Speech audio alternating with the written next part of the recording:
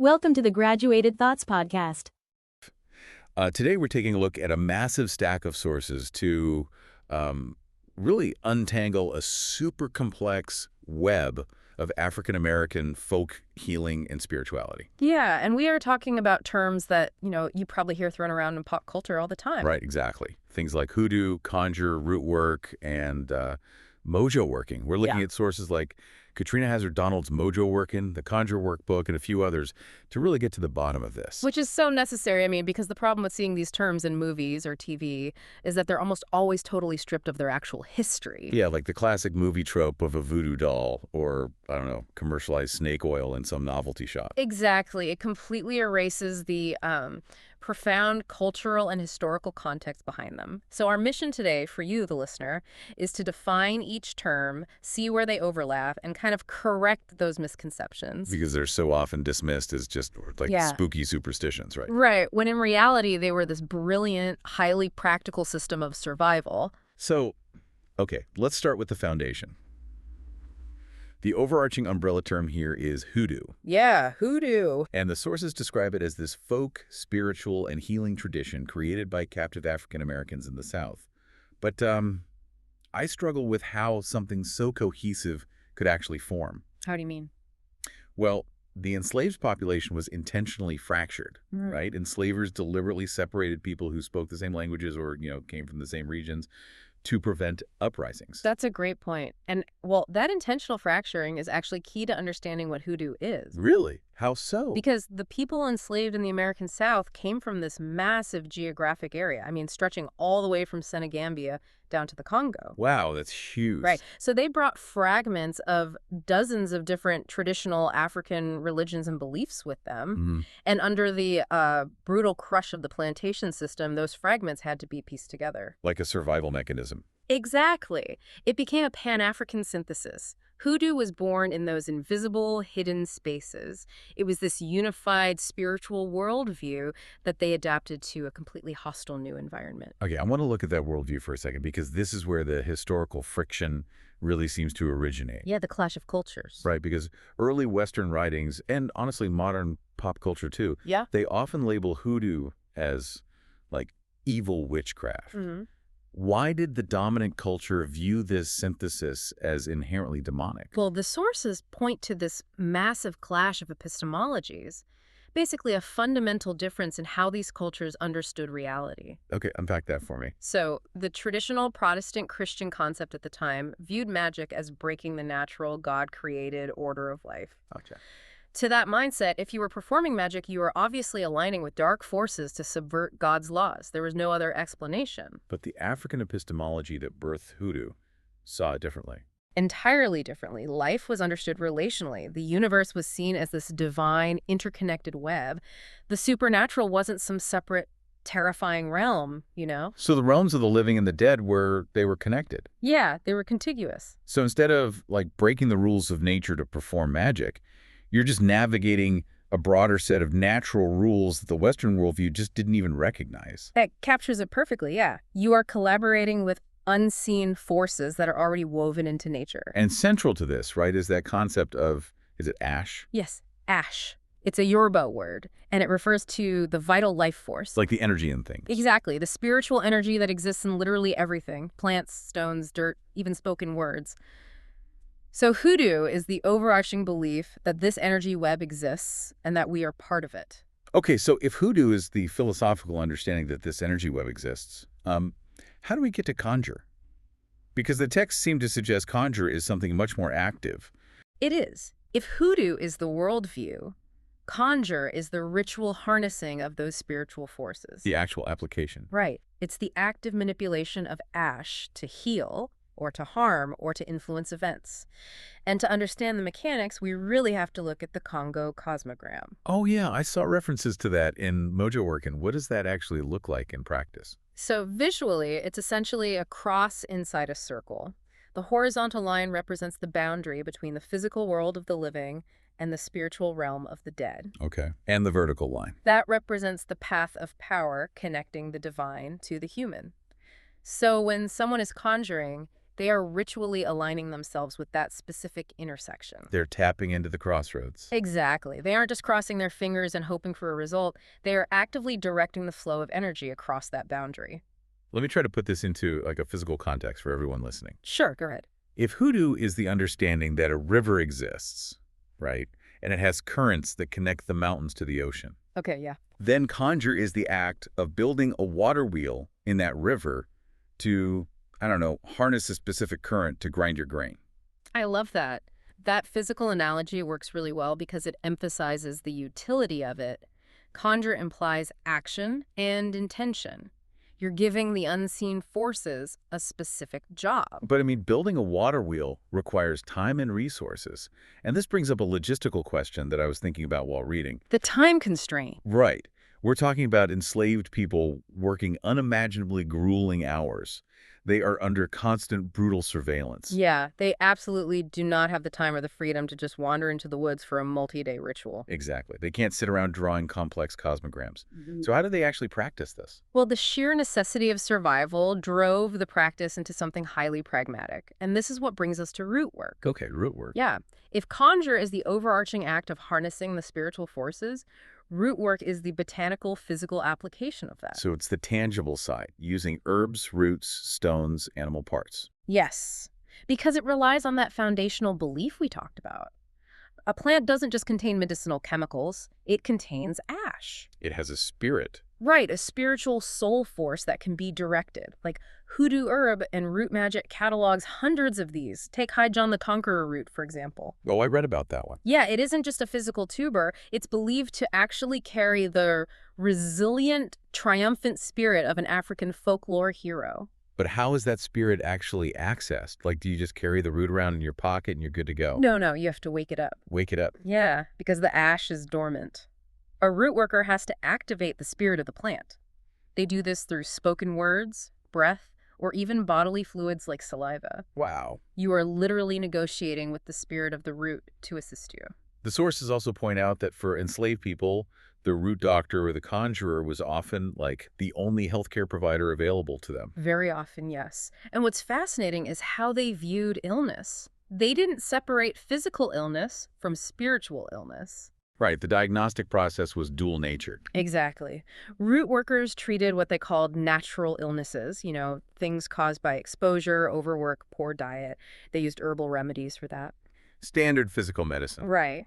But if a sudden, inexplicable illness struck, a root doctor would have to figure out if it was an unnatural illness. Unnatural meaning a spiritual attack. Yeah. Like someone actively using conjure against the patient. Yes. It meant someone had put roots on them, basically casting a negative spell. So the root doctor had to have the botanical knowledge for the physical symptoms, but also the spiritual authority to remove the curse. Exactly. The physical and the spiritual were just two sides of the exact same coin. What really stands out to me, especially in the Conjure workbook, is how seamlessly this was all woven into daily life. The everyday integration, yeah. Right, because they were working from daylight to dark. Yeah. The magic literally had to be hidden within mundane chores.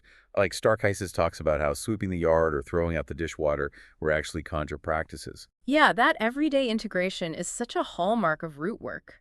Like Cassis mentions wiping the bottoms of your shoes before entering a house. Right, which just looks like being clean. Exactly. To an outsider or an overseer, it just looks like a strict cleaning habit.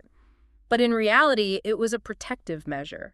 You were making sure no one had laid tricks or cursed powders in the dirt for you to track inside. That level of integration makes total sense of why these practitioners didn't have, formal religious titles. Right, because the formal theology and hierarchical structures of their African ancestors were violently dismantled. Yeah, there was no formal initiation or grand temple. Authority was granted purely by the community. It was based entirely on effectiveness. If you get results, you get the title. Exactly. If you could heal the sick and solve problems, the community granted you titles of deep respect. They called practitioners doctor, mother, uncle, or aunt. It was completely decentralized. So, okay, imagine you go to an aunt or a mother in the community.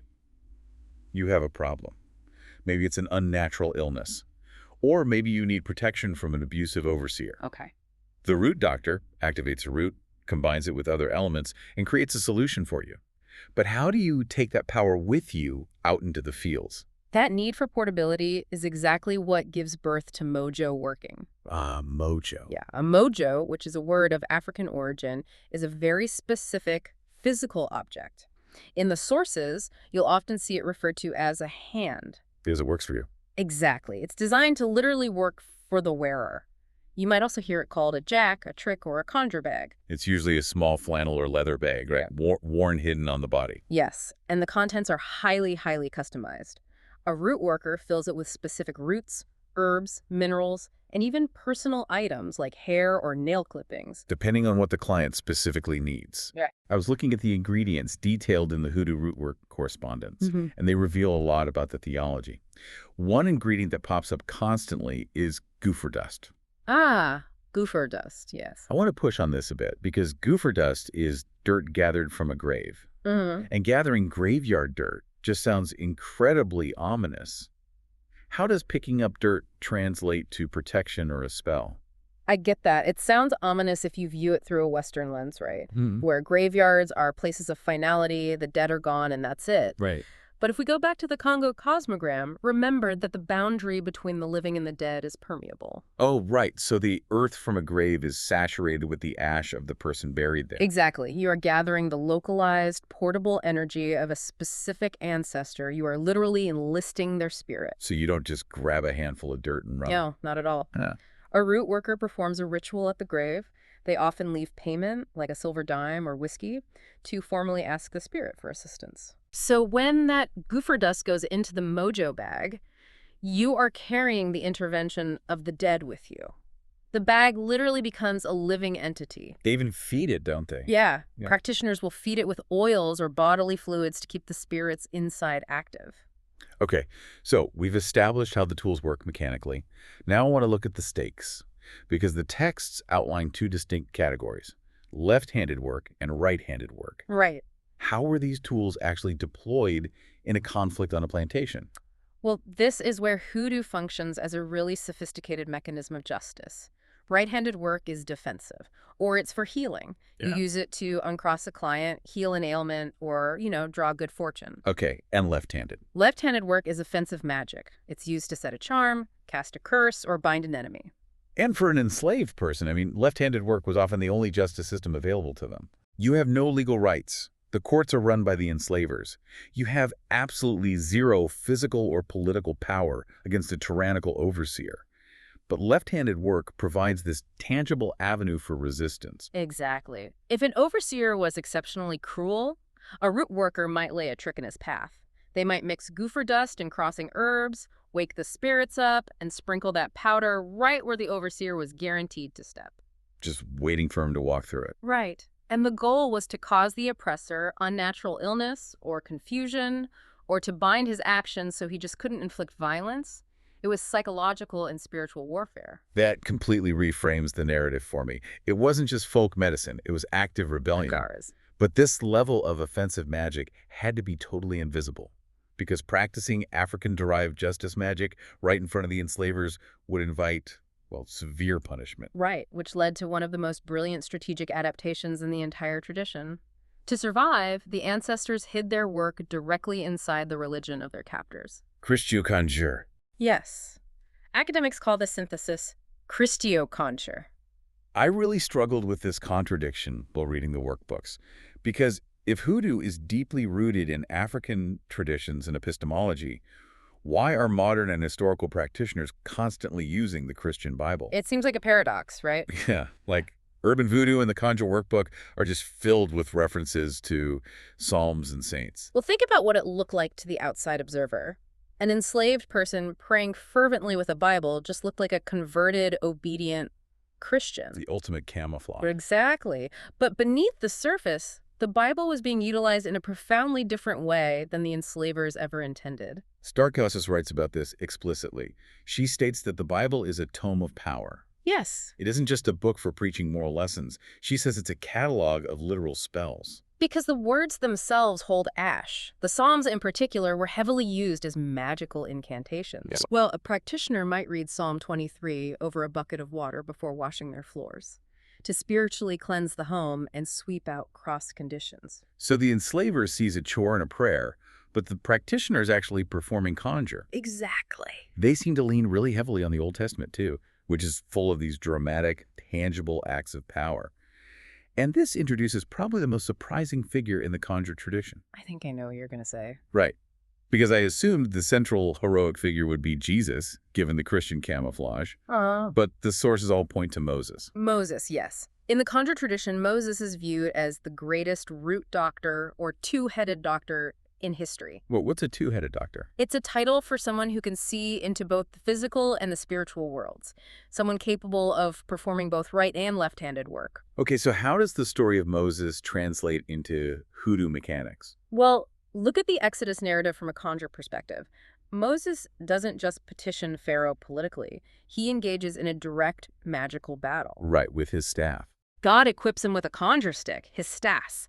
So when Pharaoh's magicians throw down their staffs and they become snakes, Moses throws down his conjure stick. It becomes a snake and completely consumes the enemy's magic. Oh, wow. That is the ultimate left-handed work overriding an enemy's trick. Exactly. He uses his mastery of the natural and spiritual worlds to bring down plagues. He turns water to blood, he summons locusts, he parts the Red Sea to physically liberate his people. So to an enslaved African-American, Moses wasn't just some distant biblical patriarch demanding moral purity. No, he was the ultimate master of spiritual defense and uncrossing. He provided the exact blueprint for using spiritual power to defeat an oppressor. They took the central text of the oppressor's religion and completely flipped it to serve the liberation of the oppressed. I mean, that is just a massive intellectual achievement. It really is. And that achievement kind of brings us to the synthesis of today's deep dive. Why does it actually matter that we define these terms accurately? Yeah, why does it matter? Well, when pop culture dismisses hoodoo, conjure, rootwork, and mojo as simple superstitions or, confuses them with commercialized nonsense, it's participating in a profound historical erasure. It reduces this incredibly complex system of survival down to like a cheap Halloween costume. Exactly. These practitioners were not ignorant people just rubbing sticks together. They were spiritual pragmatists. They synthesized diverse African cosmologies, adapted to a totally hostile new world, and built a comprehensive healthcare and justice system out of the dirt, the roots, and the Bible. Yeah. Understanding the specific language, knowing that hoodoo is the philosophical worldview, conjure is the active harnessing of the river's current, rootwork is the practical application, and mojo is the tangible tool. It allows us to actually see the genius of that system. That's incredibly powerful. And as we wrap up this deep dive, I really want to leave you, the listener, with a final thought to mull over. What's that? Well, we spent the last few minutes detailing how everyday chores and mundane objects were actually these highly sophisticated spiritual practices, right? So think about the objects you keep in your pockets right now. Think about the daily routines you perform without even thinking about it. Like how you sweep your floor, how you throw out your trash, or even the family remedies you swear by when you get a cold. Oh, that's interesting. How much of our own everyday behavior is actually an echo of a deeply rooted spiritual practice from our ancestors? A practice that simply lost its original name over time, but is still quietly working its magic in the background. Keep questioning the everyday, and we will see you next time.